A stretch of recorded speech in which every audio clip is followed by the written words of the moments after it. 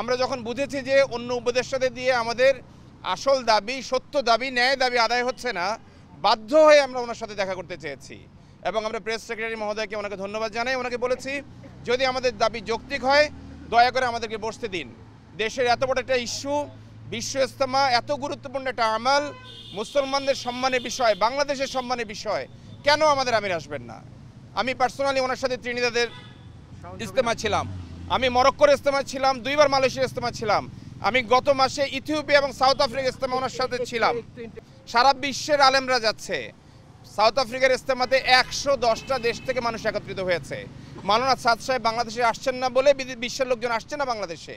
আমাদের সম্মানে অনেক ক্ষতি হচ্ছে। আগে যেরকম করে হয়েছে সেরকম করেই চলবে।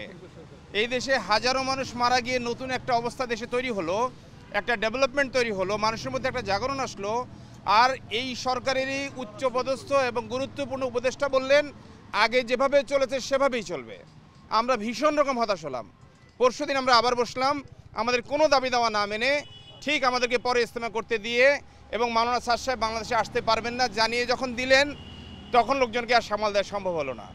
আমাদের মধ্যে একজন বর্ষিয়ান ব্যক্তি আছেন, এখানেই আছেন দাঁড়িয়ে, তিনি বললেন যে আমি জীবনে রাস্তার মধ্যে নামিনি, আমরাও নামিনি কখনো রাস্তার মধ্যে, কিন্তু আমাদের আমির বাংলাদেশে আসবেন না মাওলানা সাদ, আর আমরা এটা মেনে নিব, এইটা মনে করা ভুল হচ্ছে।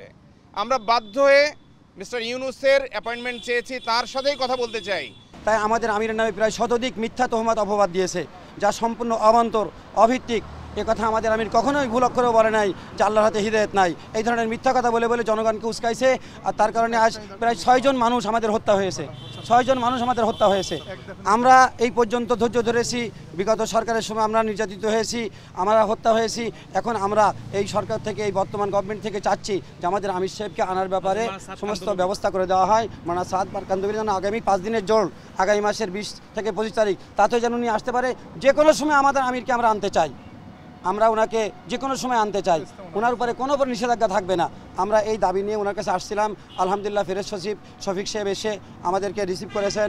উনি আমাদের হাত থেকে লিখিত আকারে আশ্বস্ত করেছেন যে ইনশাআল্লাহ প্রধান উপদেষ্টার কাছে উনি এটি পেশ করবেন এবং আমাদের সমস্যাটাকে সমাধান করার জন্য চেষ্টা করবেন।